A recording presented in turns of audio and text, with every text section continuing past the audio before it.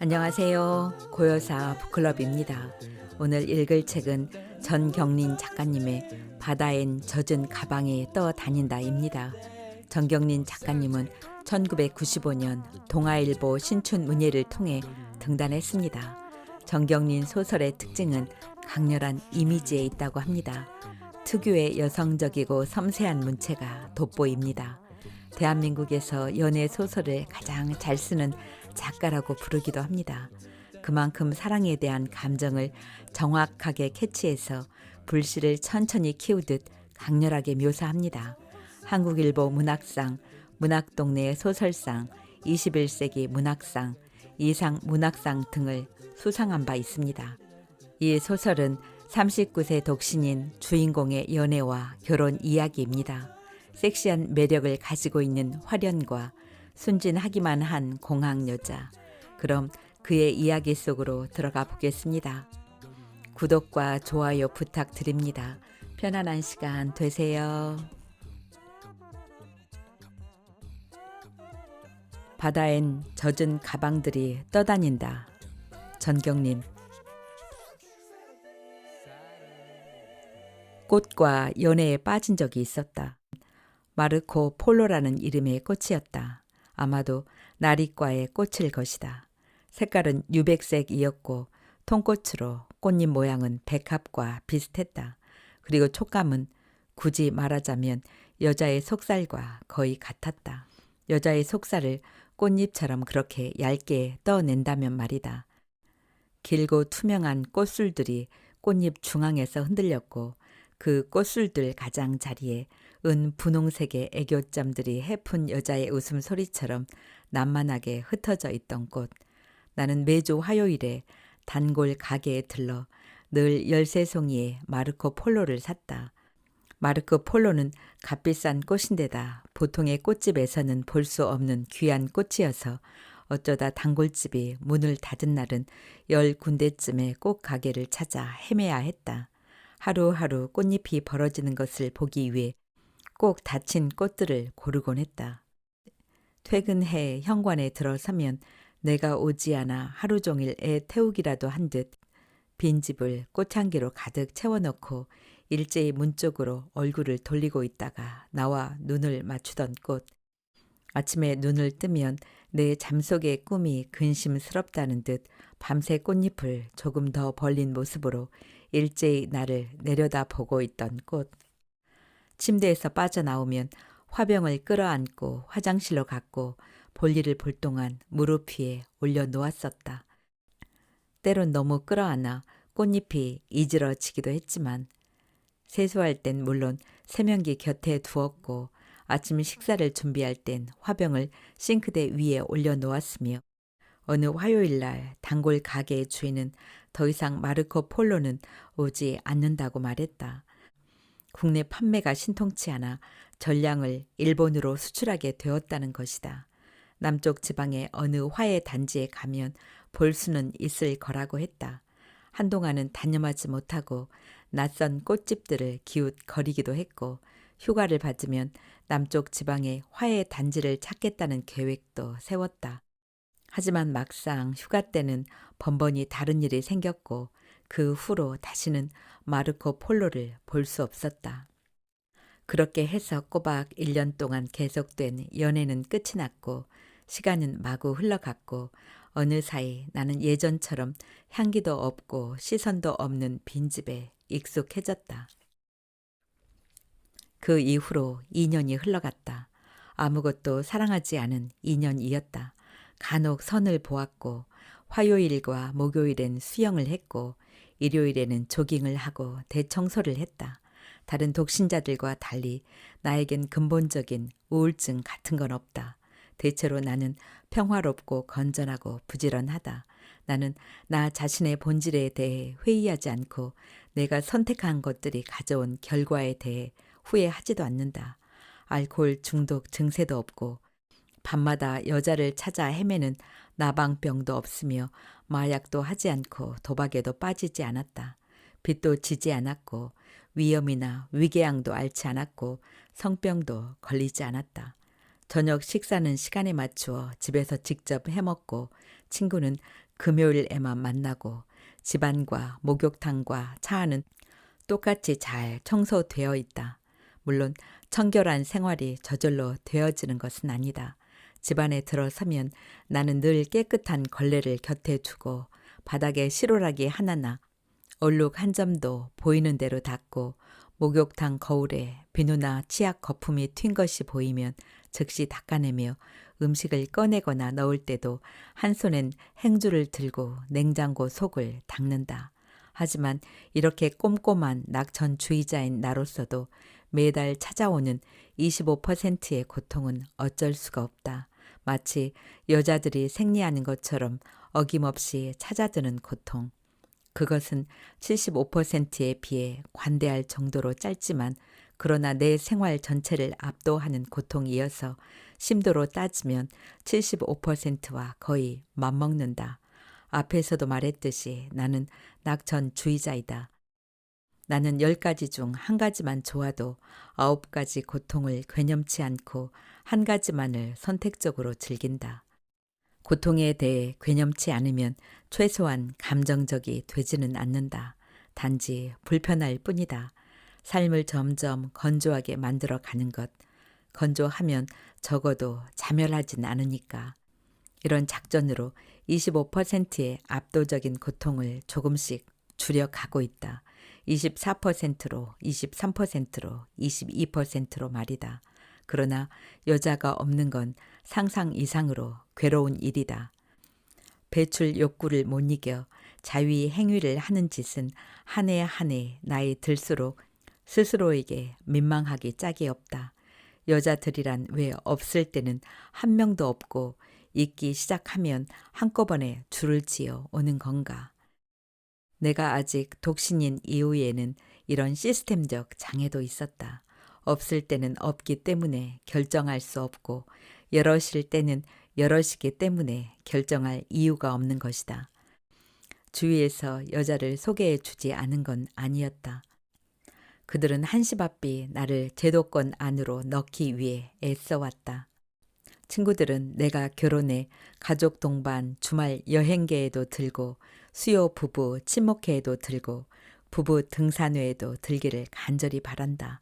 함께 여름 휴가와 크리스마스를 보내고 자녀 교육 문제에 대해서도 의논하게 될 날을 고대하고 있다. 가족들은 어서 내가 짝을 지어 명절에 사람 구실을 하게 되기를 염원한다. 회사 사장도 내가 아내를 얻어야 더 신뢰할 수 있다고 말하고 아파트의 맞은편 집에 사는 아주머니도 앞집에 당연히 들어와야 할 말 친구가 비어 있으니 재수없어 한다. 이번 주에도 선이 한 건 들어와 있다. 상대편은 내 친구 박의 친구인 조의 처제의 친구라고 한다. 내가 선을 보는 날은 언제나 금요일이다. 오늘은 목요일. 이제 선을 본다고 해서 머리를 자르거나 새로운 색깔의 셔츠를 사입거나 향수를 바르지는 않는다. 퇴근길에 공항에 들렀다. 나의 오늘 밤 계획은 집에서 저녁을 먹고 축구 경기를 보는 것이었는데 공항에서 일하는 여자에게서 전화가 왔다. 여자는 자기도 축구를 보겠다며 데리러 와달라고 했다. 나는 여자가 공항에서 어떤 일을 한다고 했는지 까맣게 잊어버렸다. 항공회사의 유니폼을 입고 창구에서 티켓 발매하는 일을 하는지도 모른다. 아니면 검역 일을 할 수도 있고 세관일 혹은 그 외 출입국 업무를 할 수도 있다. 혹은 간이 매점에서 샌드위치를 파는 웨이트리스거나 선물 가게의 점원인지도 모르겠다. 많은 여자들이 나에게로 왔다가 사라져 갔는데 어떤 여자는 갑자기 다시 연락을 하기도 한다. 이 여자도 그런 여자이다. 내가 도착했을 때 여자는 국제선 청사 앞에 나와 있었다. 내가 밥을 하고 미역국을 끓이고 감자 껍질을 벗겨 고기와 볶는 동안 공항 여자는 식탁에 앉아 지나간 잡지를 본다. 아, 이건 겨울 바다예요. 난 겨울 바다에 한 번도 가본 적이 없어요. 31살인 공항 여자는 반찬도 만들 줄 모르고 온천에 가본 적도 없고 섹스를 해본 적도 없다고 한다. 어쩌면 첫 키스도. 겨울 바다에 가본 적이 없다니 그녀는 아직도 순결한 처녀일 것 같다. 난 낡아 빠지고 질긴 순결에는 관심이 없다. 부담스럽기도 하고 청승맞기도 하고 좀 역겹기도 하다. 아직 순결한 여자는 31살이 되도록 무엇을 했을까? 꼭 보통의 여자애들처럼 살았어요. 그 애들처럼 학교에 다녔고 직장에 다녔죠. 표면적으로는 나도 영화를 보러 갔고 간혹 미팅도 했고 계절이 바뀌면 옷을 사러 다니기도 했고 조금도 지지 않고 수다도 떨었어요. 그런데 다른 애들은 언제 그런 일을 하는지 모르겠어요. 그런 일은 아무도 보지 않는 곳에서 비밀스럽게 이루어지거든요. 반찬 만드는 것도? 물론이죠. 난 친구들이 반찬 만드는 걸 본 적이 없는걸요. 그 애들은 결혼을 하고 집들이 같은 것을 할 때면 갑자기 음식들을 상위에 펼쳐놓고 짠 하며 모두 자신이 만들었다고 선포하죠. 그런데 사람들은 왜 겨울 바다에 가죠? 가방을 버리려고 가지? 여자는 어이없는 농담이라는 듯 깔깔 웃었다. 가방을요? 일반적으로 2, 3년마다 한 번 꼴로는 갈걸? 그게 아니면 20년, 30년 만에 한 번 꼴인가? 어쨌든 살다 보면 버려야 할 가방이란 게 생기게 마련이거든. 여자는 약간 심각한 표정으로 고개를 갸우뚱했다. 저녁을 먹고 여자에게 설거지를 시켰다. 그래야 공평하니까. 나는 식탁에 앉아 지나간 잡지를 본다. 겨울 바다도 본다. 겨울 바다 따위는 20살에 몇 년 동안 거의 해마다 갔었다. 불을 먹은 사내처럼 펄펄 뛰어오르는 친구 놈들과 그리고 그렇고 그런 여자 애와의 최초의 밤들과 마지막 밤들을 위해 그리고 더 나이가 들어서도 가게 되는 수가 있다. 소용없는 기억들로 가득 찬 낡은 가방을 버리기 위해 설거지조차 서툰 여자는 결국 요리 접시 하나를 깨고 만다. 축구 경기를 보는 동안 여자는 거실 구석 자리에 박혀 배 한 조각을 오래오래 씹으며 말 한마디 없이 앉아있다. 나 역시 뭐라고 할 말이 떠오르지 않는다. 역시 코드가 맞지 않는 여자다. 나는 아직 내가 독신인 것에 안도감을 느낀다. 나는 축구 경기가 끝나자마자 서둘러 여자를 집까지 태워다 준다. 내 나이는 39, 작은 광고 회사에 나가고 있다. 한때는 큰 광고 회사에서 감각적인 카피라이터로 이름을 날리기도 했지만 독립했다가 IMF를 만나 겨우 1년 만에 얼마 안 되는 재산을 날리고 선배가 경영하는 작은 회사로 다시 기어들었다. 남은 거라곤 전세든 24평 아파트와 아직 할부가 다 끝나지 않은 자동차가 있을 뿐이다. 카피에 대한 나의 태도도 그 사이에 많이 달라졌다. 이젠 공연히 제품의 구매 의욕을 자극하는 경쟁적이고 공격적이고 과대 포장적인 카피가 아니라 제품을 가장 쉽고 간단하게 설명하는 성실한 카피가 최고의 카피라고 생각한다. 요즘은 한 중소기업의 등산화 매뉴얼을 제작하고 있다. 재질에서부터 인체 공학까지 마치 고급 물리화학을 푸는 것 같다. 퇴근을 하고 곧장 약속 장소인 2층 커피숍으로 갔다. 몇 번 선을 본 적이 있는 장소이다. 마치 호텔 룸처럼 개인적인 취향과 감상이 제거된 곳이어서 이런 일을 하기에 적합하다. 수없이 무산된다 해도 각자의 기억 속에 실패의 미미한 자국조차 남기지 않을 곳. 여자는 피부가 거무스름하고 조그맣다. 얼굴빛이 약간 추워 보이고 고개를 숙이고 앉은 자세가 숨기는 것이 있는 듯 비밀스러워 보인다. 작은 은행의 전산과에 6년 동안 다니고 있고 나이는 30살, 이름은 화련이라는 여자이다. 나는 다가가 인사를 하고 앉으면서 첫인상이 별로라고 생각한다. 카피 일을 하신다고요? 재미있으세요? 인사를 나누자마자 여자가 냉큼 물었다. 낮고 까끌거리는 음성, 위벽을 훑는 듯 자극적이었다. 뭐 요즘 싸다는 것이 가장 좋은 카피죠. 기교를 부릴 게 없으니 전만큼 재미는 없어요. 하지만 재미없는 카피의 묘미를 느끼는 중이죠. 할만해요. 은행에서 전산일을 하신다고 들었습니다. 그 일은 지루하진 않나요? 지루해요. 여자는 탄력 있게 받아 넘기고는 나를 물끄러미 쳐다보았다. 눈빛이 막막하고 언뜻 퇴폐적인 느낌까지 든다. 나는 양해를 구하고 담배를 피워 물었다. 결혼하면 직장은 계속 다니실 건가요? 어느 쪽을 원하세요? 결혼하면 아내가 집에 있기를 원하는 쪽인가요? 여자는 맞벌이 부부와 여성의 지위 같은 제목의 앙케트 조사원처럼 객관적인 표정을 짓고 약간 지친 태도로 대답해 줄 것을 요구했다. 갑자기 건조하고 깔끄러운 음색이 매력적으로 느껴졌다. 나의 돌연한 심적 변화 때문에 당혹스러웠다. 뭔가 여자의 마음에 드는 쪽의 대답을 하고 싶어졌다. 아닙니다. 적어도 당분간은. 나로서는 깊이 생각해 본 바도 없고 꼭 이래야 한다고 정한 바도 없었지만 적어도 아이가 없는 신혼엔 직장에 있는 아내가 더 나을 것 같았다. 꽃도 아닌데 누군가 하루 종일 집에서 나를 기다리는 생활은 답답할 것 같다. 그리고 여자는 하루 종일 집에서 남자나 기다릴 여자로 보이지도 않는다. 30살이 되도록 일을 해온 여자가 아닌가. 그리고 경제적인 형편도 지금으로서는 한 여자를 집에 가두어 놓고 만족시킬 수 있을 만큼 넉넉하지 않다.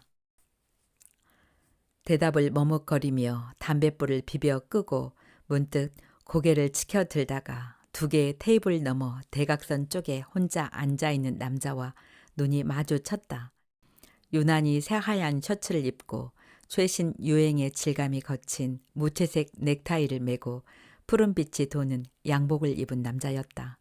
약간 곱슬머리에 역삼각형의 얼굴, 쌍꺼풀이 없는 좁다란 눈과 언제든지 표정을 바꿀 만반의 준비가 되어 있는 얄팍한 입술, 전형적인 중간 간부의 야비한 자신감과 이유 없는 대담성과 구질구질한 변명의 표정이 정확히 3분의 1씩 나뉘어져 있는 얼굴이다. 왠지 나는 깜짝 놀란다.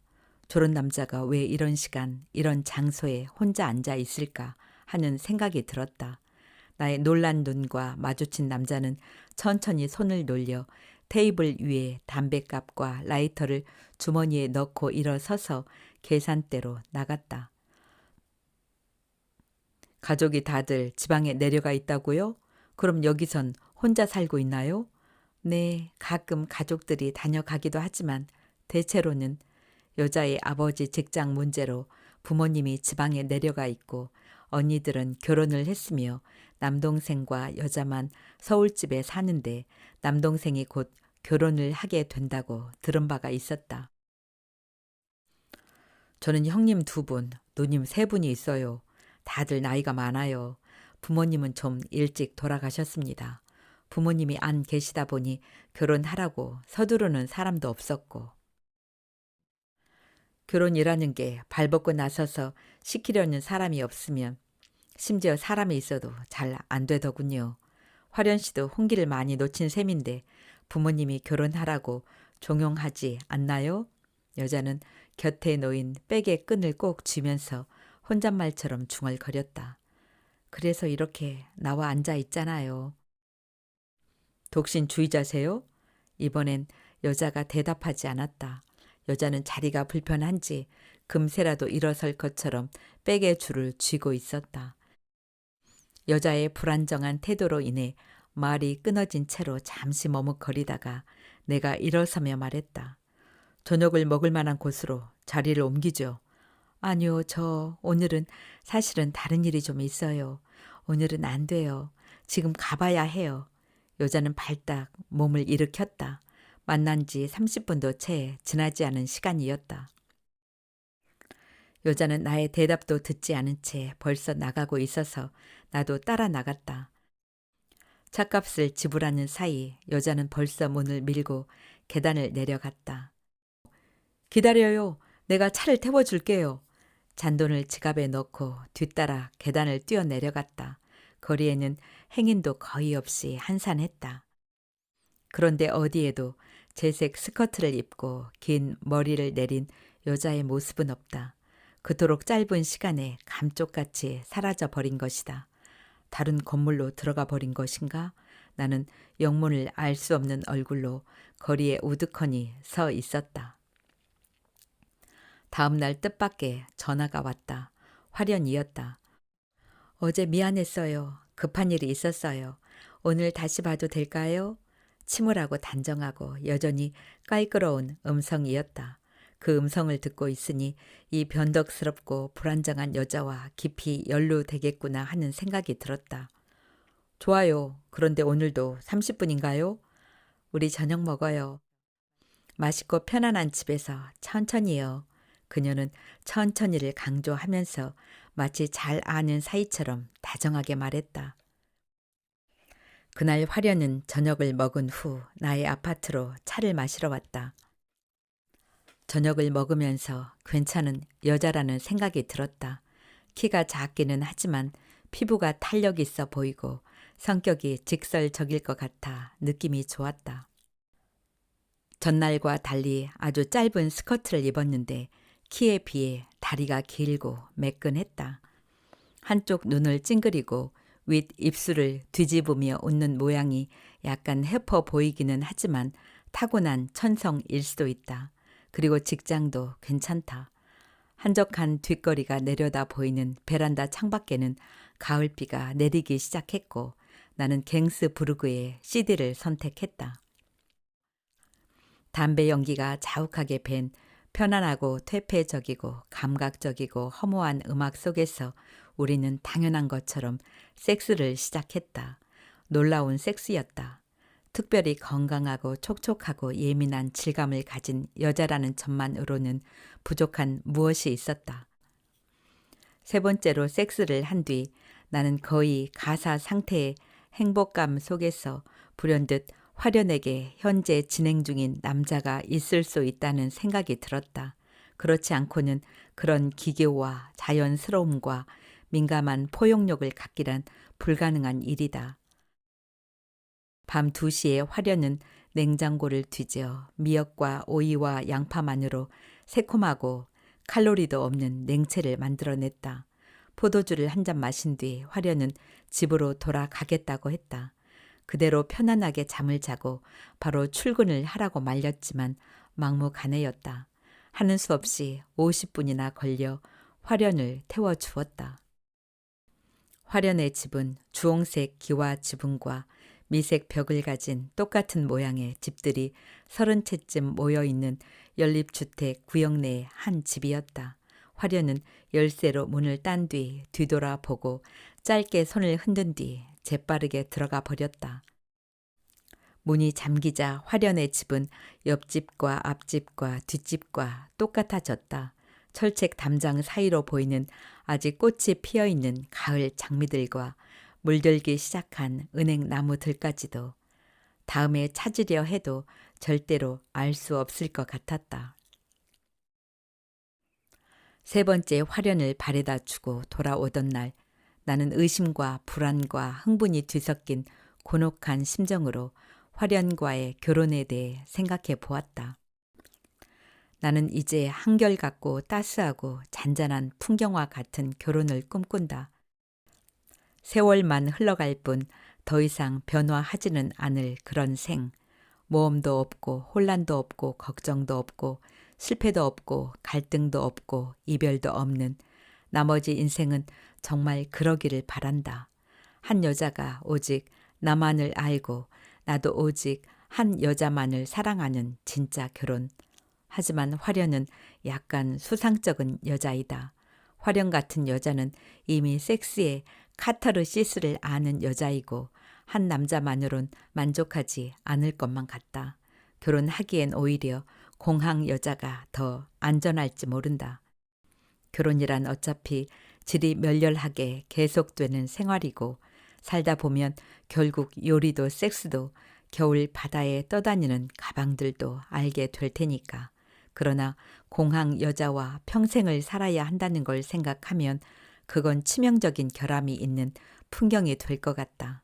크리스마스 카드 그림에 흰눈이 없는 것처럼, 마을의 저녁 그림에 연기가 피어오르지 않는 것처럼, 바다의 새벽 그림에 안개가 없는 것처럼, 하긴 화려는 반대로 온 세상으로부터 고립시킬 흰눈이고 눈을 못 뜰 만큼 매운 연기이고 생을 온통 축축하게 휘감을 안개 같은 여자이다.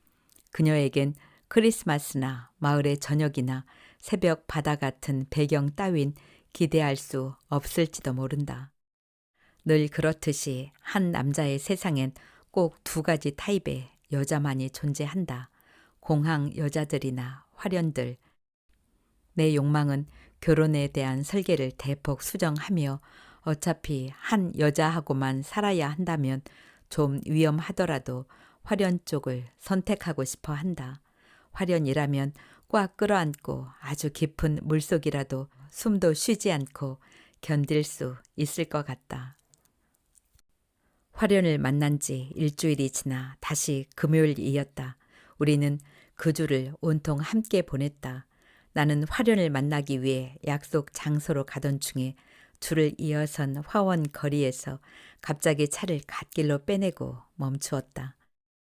그리고 한 화원으로 불쑥 들어가 마르코 폴로가 있는지 물었다. 주인은 그런 곳 모른다며 고개를 저었다. 나는 그 다음 집에도 들어가 보았고 그 다음 집에도 들어가서 물었다. 마르코 폴로 있나요? 네 번째 화원을 들어서서 분갈이를 하는 화원 주인의 널찍한 등을 보았을 때 나는 커다란 넝쿨잎들이 새파랗게 자라나는 퀴퀴하고 축축한 습기 속에서 깨달았다. 아, 내가 사랑에 빠졌구나. 나는 화련과 꼭 결혼하고 싶었다. 어려운 장애가 있더라도, 서로 그녀에게 다른 남자가 있더라도, 30이나 된 여자에게 남자가 전혀 없었기를 바라는 건 무리가 아닌가. 물론 현재 진행 중인 관계는 문제이다. 그 남자는 누구이며 얼마 동안이나 계속된 관계이고 또 지금은 어느 정도의 거리에 있을까. 그녀가 선을 본 건 결혼하려는 뜻이 있다는 의미일 것이다. 그녀는 결혼을 계기로 그와의 관계를 청산하려는 결의를 갖고 있을까? 나는 그 남자를 이길 수 있을까? 혹시라도 화련이 나와 결혼한 후에 다시 그 남자와 관계를 가질 위험성은 몇 퍼센트 정도일까? 어쩌면 그런 남자 따윈 없을 수도 있다. 적어도 현재로는. 다시 차에 탔을 때 화련에게서 전화가 왔다.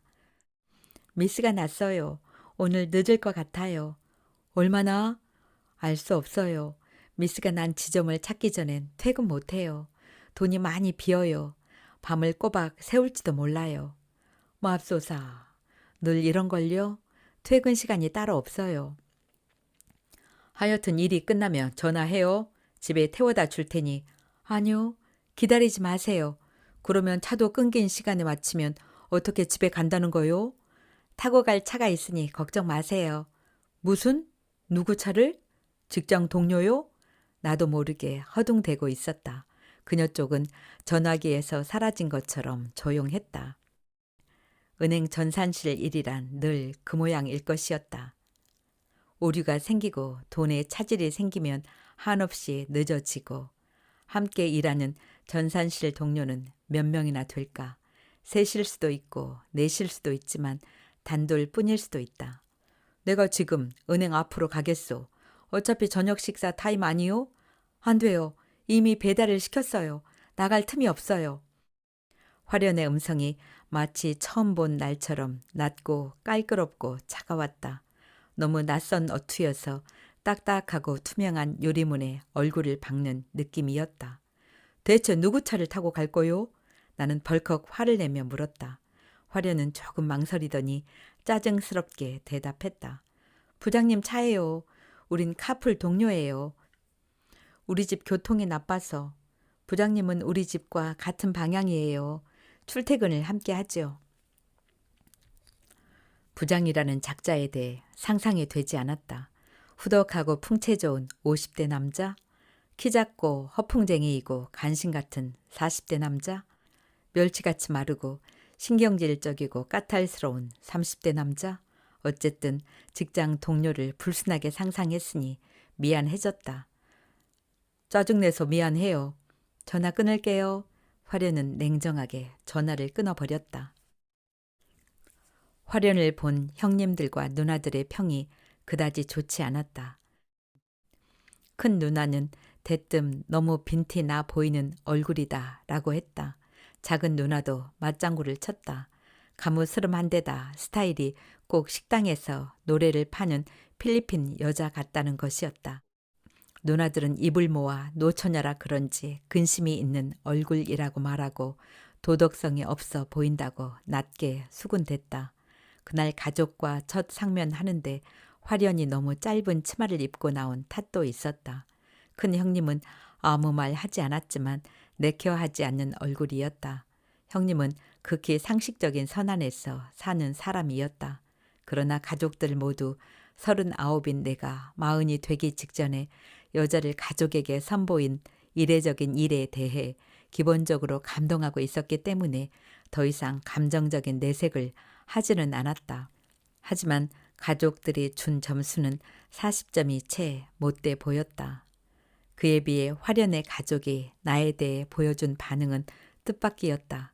과묵한 타입일 것 같은 화련의 아버지는 거의 미안한 표정을 지었고 어머니는 나의 손을 잡고 딸을 잘 부탁한다면서 애원하는 분위기였으며 남동생과 언니들은 경의를 표하는 가운데 뭔가 숙연한 눈빛이었다.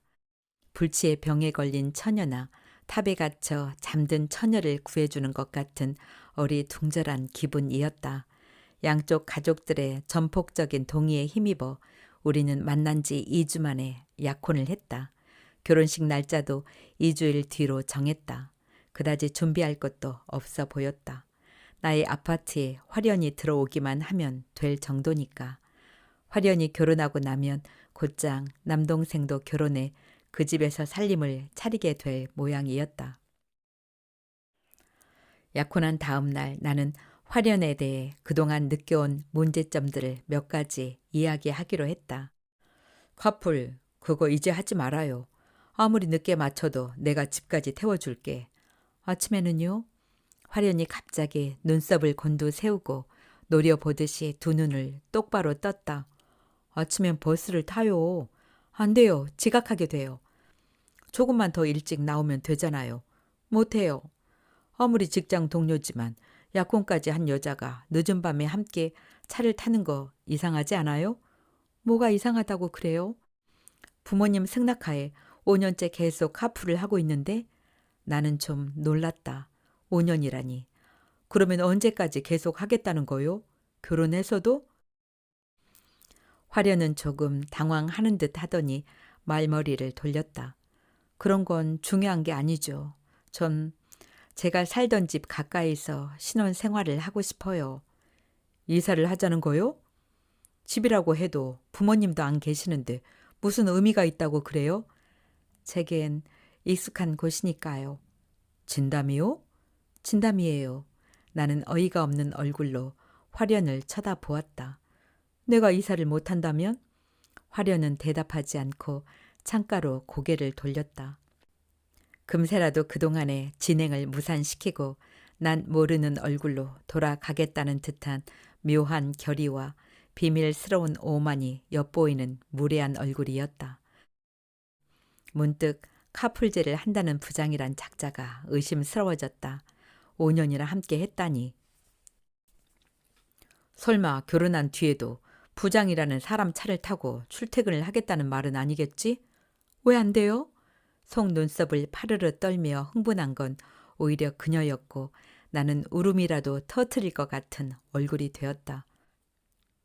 그렇게 어렵게 출퇴근을 해야 한다면 차라리 직장을 그만두어요. 왜 이렇게 간섭이 심해요? 그건 나의 일이에요. 자리에서 벌떡 일어선 건 그녀였다. 나는 길거리에서 화가 나서 걷고 있는 화련을 붙잡아 간신히 집으로 데리고 갔다. 그날 밤 화련은 열 손가락을 활짝 펴고 척추를 쓸어내리면서 속삭였다. 그녀의 입술과 혀가 내 귓속을 파고 들었다. 나는 소름이 끼쳐 아득해졌다. 삶이 갑자기 많이 변하는 게 싫어서 그래요. 이해할 수 있잖아요. 나는 그저 응응 할 수밖에 없었다. 누군가 두 사람 중 한 사람이 이사를 해야 하는 거예요. 당신이 우리 동네로 와주어요. 응? 이사할 수 있죠. 화련히 갈비뼈에 이빨이 부딪히도록 깊숙이 나의 가슴을 깨물었다. 나는 그녀의 조그마하고 단단한 등을 꽉 끌어안으며 또 했다. 약혼했다고 갑자기 간섭하는 거 싫어요. 결혼해서도 마찬가지고. 화련은 나의 것에 피임을 씌우고 입을 맞추었다.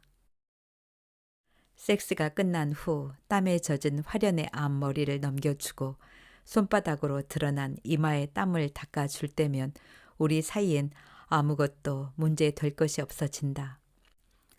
음악도 끝나고 땀 냄새와 분비물의 냄새가 뒤섞인 가운데 필립 모리스 한 개비를 둘이서 나누어 피우며 천천히 숨을 내쉬는 그 시간. 새처럼 몸속에 따뜻한 공기 주머니가 부풀어 오르는 것 같은 봄도 가을도 여름과 겨울도 없는 풍경 위에 떠있는 기분. 세상에서 그보다 더 아름다운 때는 없을 것이다. 나는 그 시간을 위해 여자를 그리워하고 여자에게 호소하고 여자에게 달려든다. 그리고 결혼이란 그 아름다운 풍경에 약속이어야 한다고 생각한다. 갱스 부르그와 필립 모리스 그리고 화련. 내 생은 완벽해지고 있는 것 같았다. 나는 화련이 무엇보다 섹스를 잘하는 점이 좋았다. 그건 정말로 중요한 장점인 것이다. 그날도 화련은 자정이 넘은 시간에 집에 가야 한다고 옷을 입었다.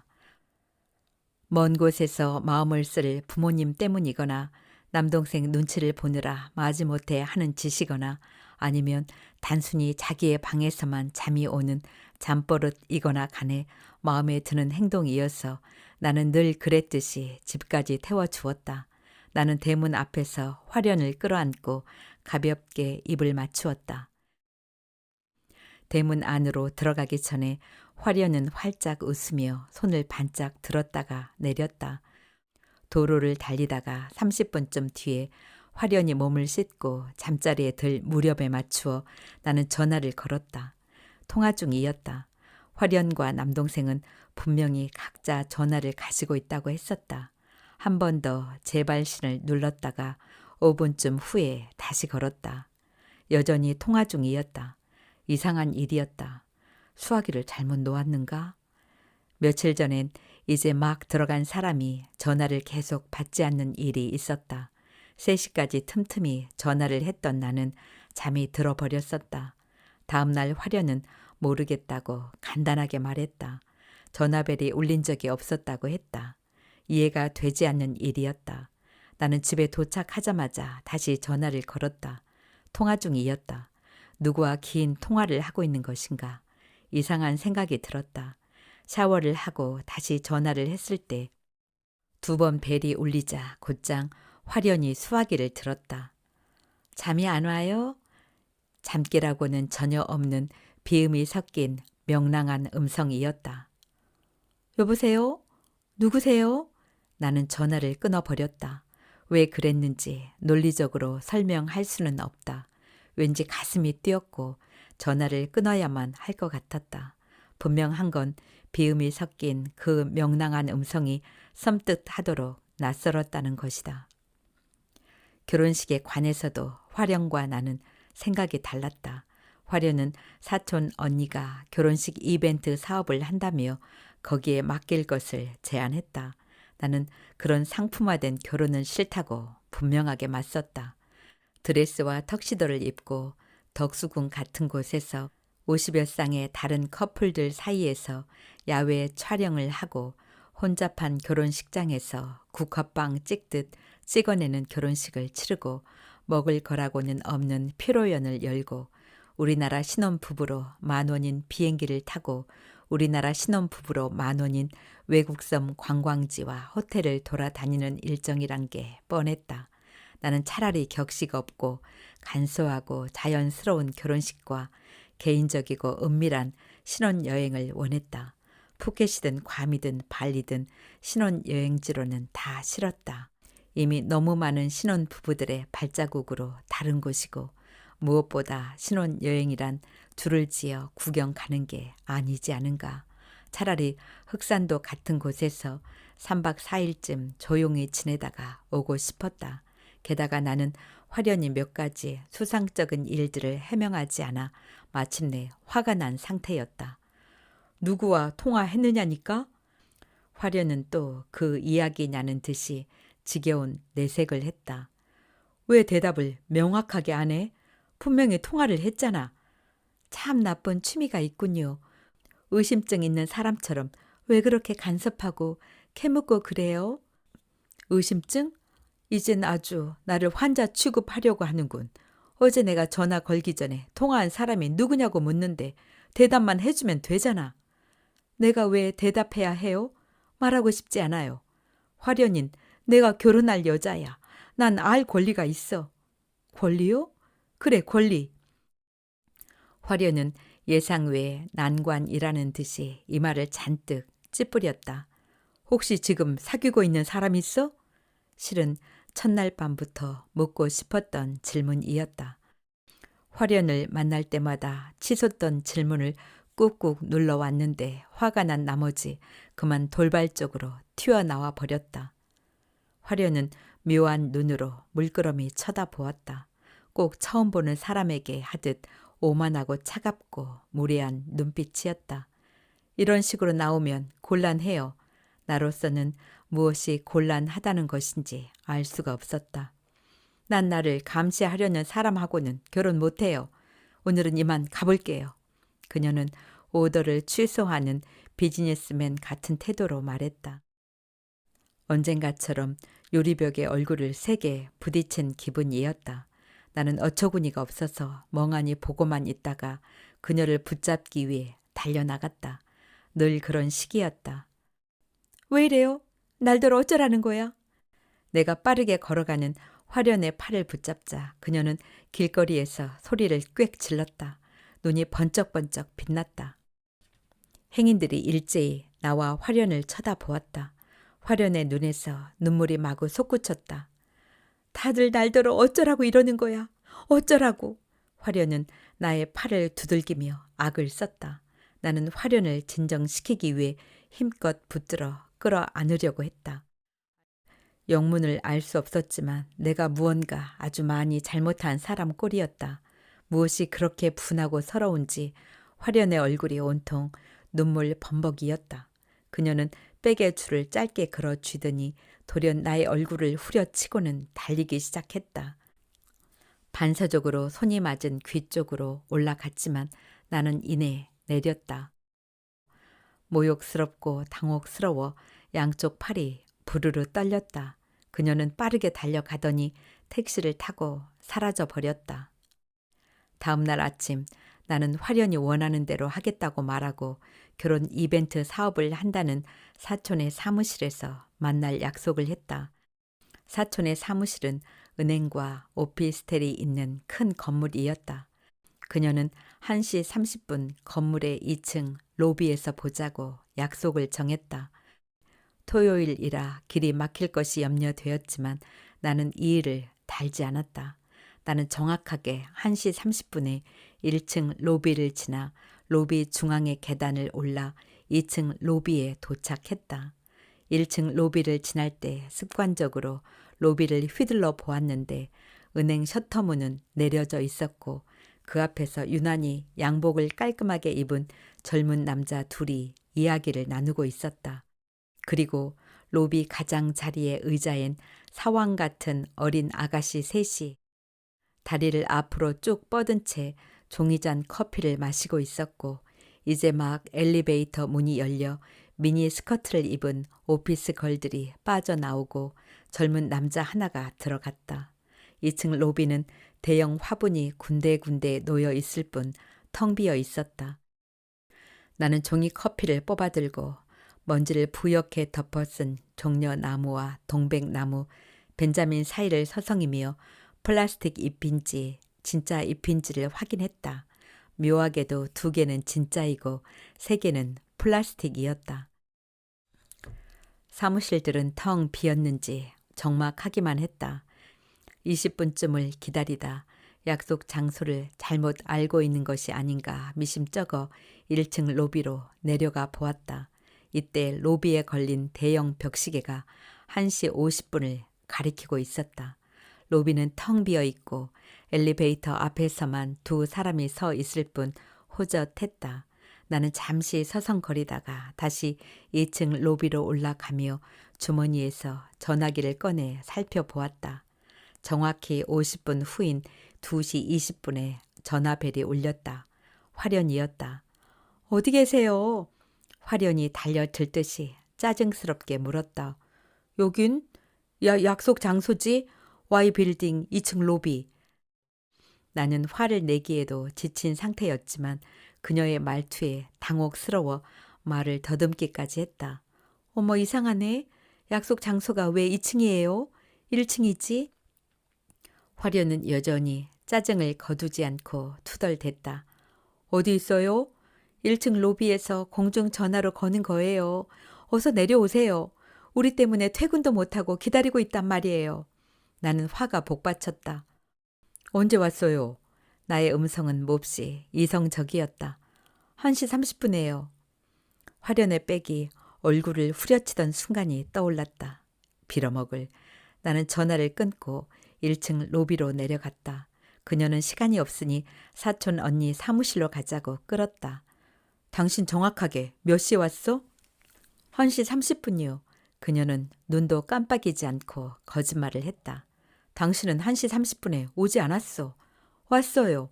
그렇다면 왜 이제야 전화를 했어? 처음엔 길이 막혔나 보다 했고 조금 후엔 무슨 사정이 있나 보다 했고 나중에 걱정이 되어서 전화를 한 거지요.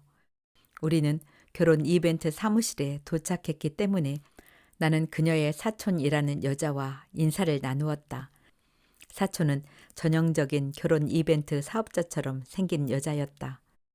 주홍색 투피스에 하이힐을 신었고 구색을 갖추어 고운 피부에 은퇴 안경까지도 끼고 있었다.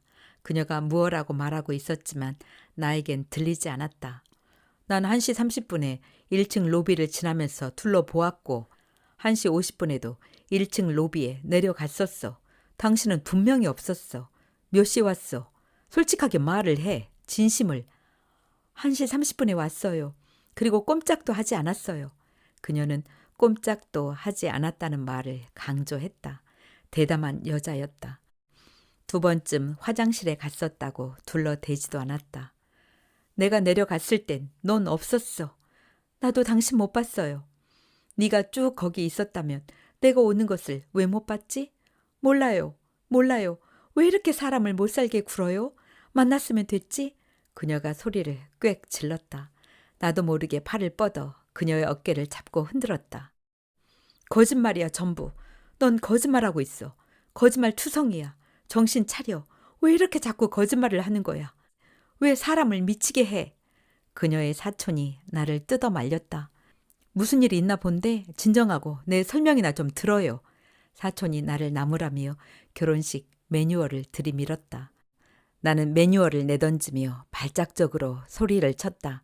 난 이런 결혼 안 해요. 난 결혼 비슷한 걸 하려는 게 아니라 진짜 결혼을 원해.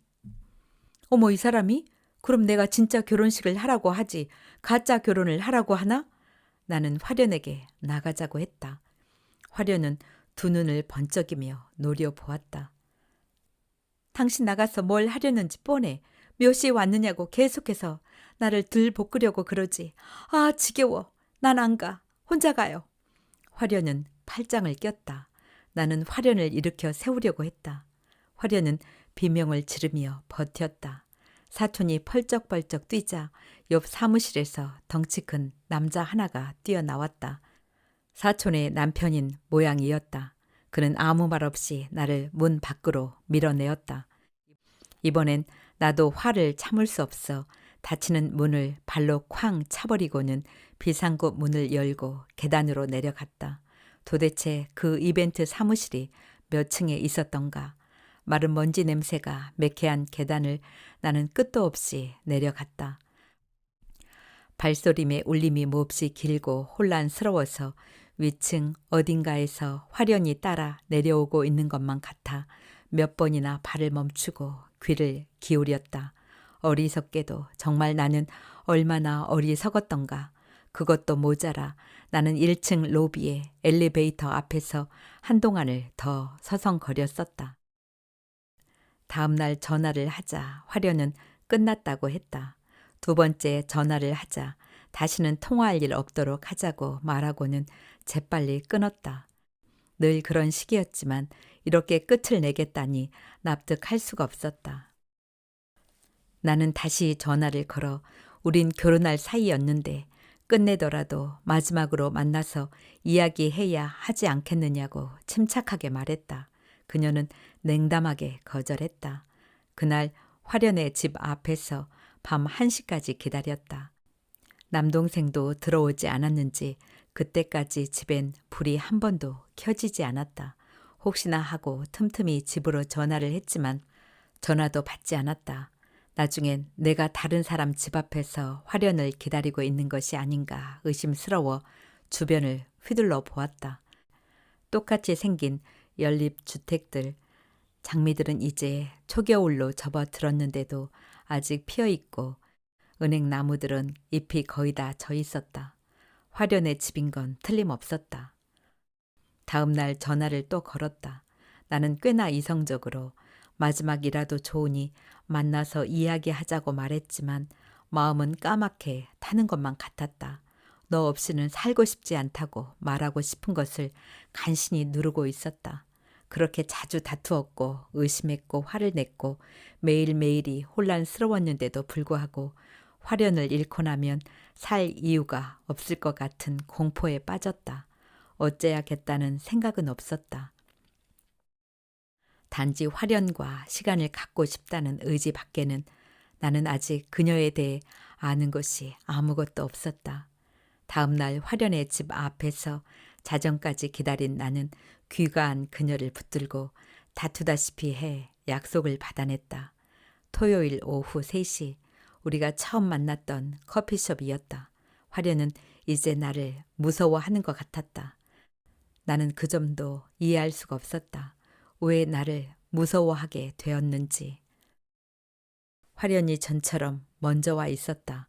화련이 처음 보았을 때처럼 그 자리에 좀 추워 보이는 얼굴로 앉아있는 것을 보자 결혼 이벤트 사무실에 갔던 날 어쩌면 정말로 화련이 1시 30분부터 1층 로비의 의자에 줄곧 앉아 있었을 수도 있었겠다는 생각이 들었다. 약속 장소도 2층 로비가 아니고 화련의 말대로 1층 로비였을 수도 있었다는 생각이 들었다. 그렇다면 나는 얼마나 미친놈인가. 화련과 마주 앉아 있으니 오히려 마음이 가라앉았다. 그녀도 얼굴이 더 어둡고 수척해 보였다.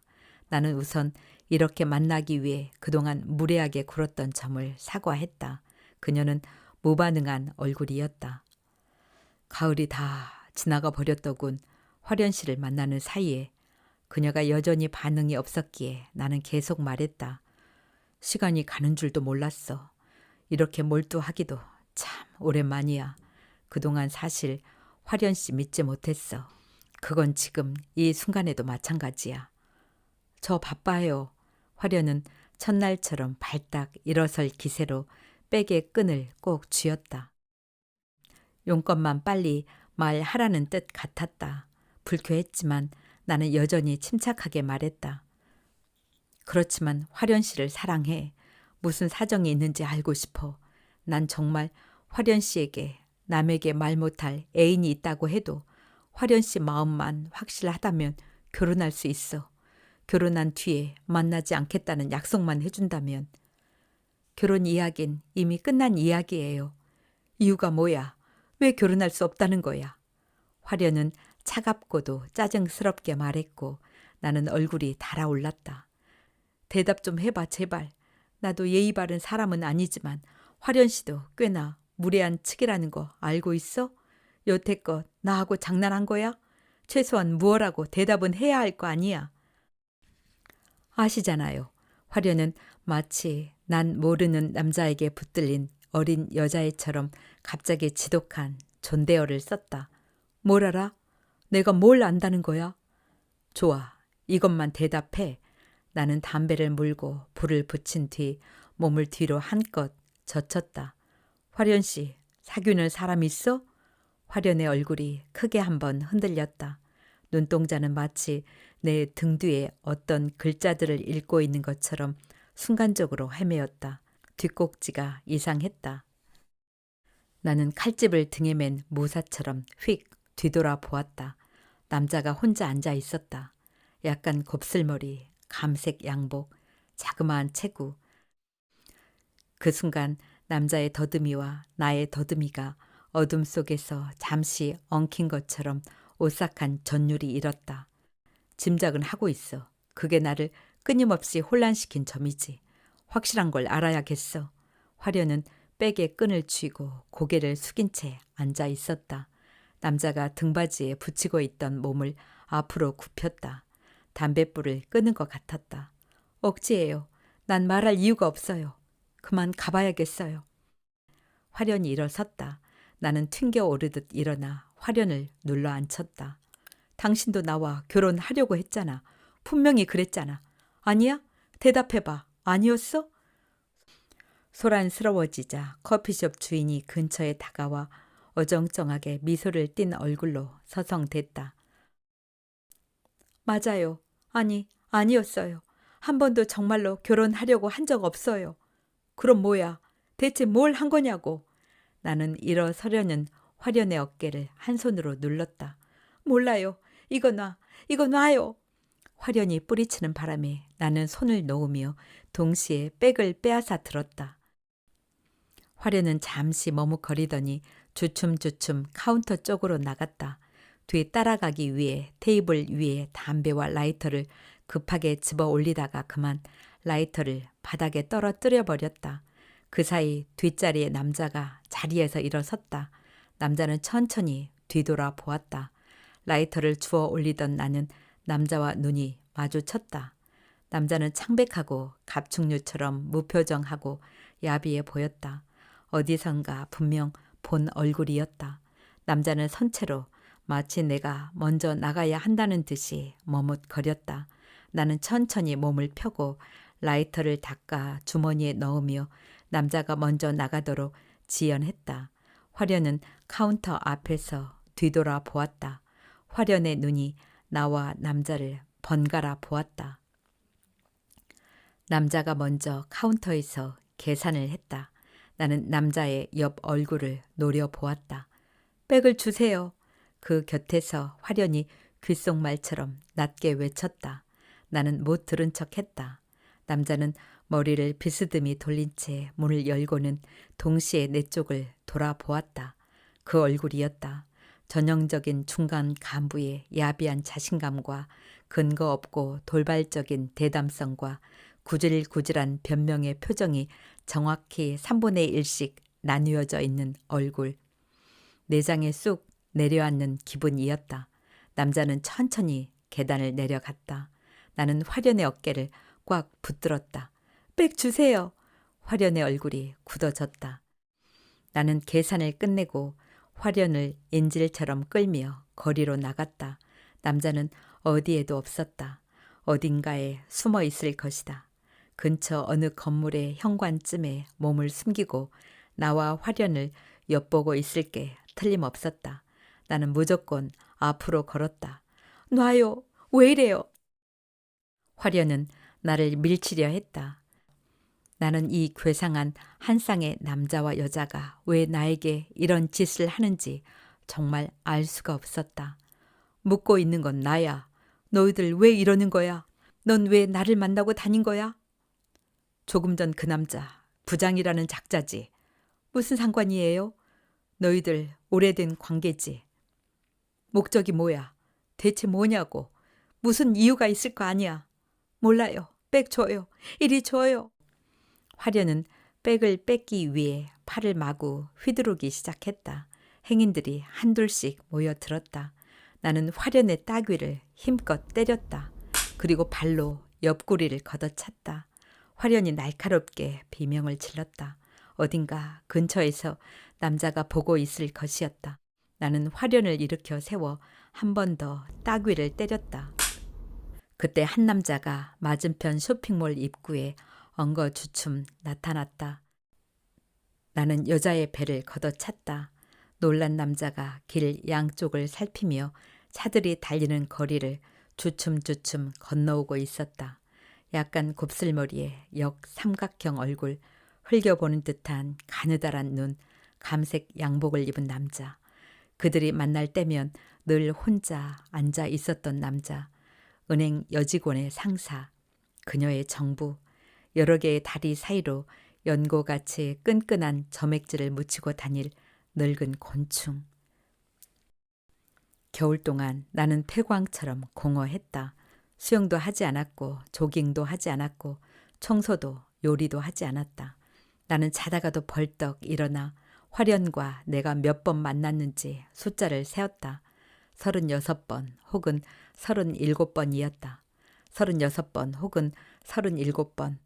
그 중에서 남자가 함께 있었을 가능성이 있었던 장소와 가능성이 없었을 장소를 분류했다. 화련의 사촌이 운영하는 결혼 이벤트 사무실에 있는 건물의 1층 로비에도 남자가 있었다면 최소한 25번쯤은 동석해 나를 탐색했을 것이다. 더구나 화련과 단둘이 있었을 때조차 그녀가 남자의 교사를 받고 행동했을 것이라는 데까지 생각이 미치면 온몸에 끈끈한 연고 같은 점액질을 뒤집어 쓴 것처럼 음산했다. 아무리 건조해도 아픔은 생기는 법인가. 겨울이 끝날 무렵 나를 흔들면 굳어버린 건조 커피가 담긴 병처럼 딸각딸각 소리가 날 것 같았다. 가방을 버리러 가야 할 때가 된 것이다. 어느 날 공항 여자가 전화를 했다. 저 아직 결혼하지 않았나요? 여자가 물었다. 왜요? 그냥요. 겨울 동안 우르르 결혼들을 하니까요. 그쪽도 아직 결혼하지 않았으면 저 다가오는 일요일에 우리 겨울바다에 갈까요? 아직 겨울이 끝나지 않았나요? 아직은요. 지금쯤 가면 바다엔 온통 젖은 가방들이 떠다니겠죠? 나는 건조한 입술 사이로 비죽비죽 웃었다. 그 사이 공항 여자가 조금 잘한 것 같았다.